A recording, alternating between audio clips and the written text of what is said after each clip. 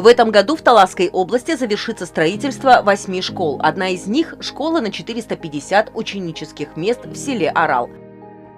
20 строителей трудятся над тем, чтобы в октябре школа распахнула двери для учеников. Новое здание будет просторным и комфортным.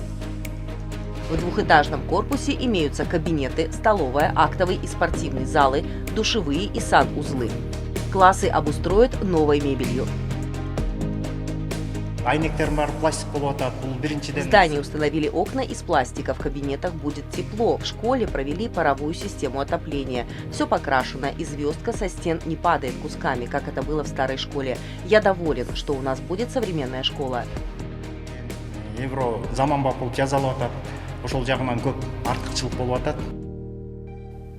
А вот так выглядит старая школа в селе Арал. Зданию почти век, и оно давно находится в аварийном состоянии. Перед подрядчиком поставлены строгие требования – завершить строительство школы в срок.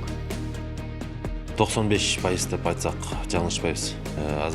Работы завершены на 95%. Сейчас мы прилагаем все усилия, чтобы закончить строительство вовремя. Правительство поставило перед нами срок до 1 октября этого года. Остались отделочные работы внутри и снаружи здания и благоустройство территории. К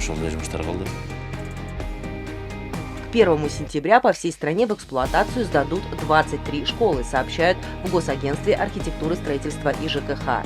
В целом до конца года в Кыргызстане будет завершено строительство 100 школ.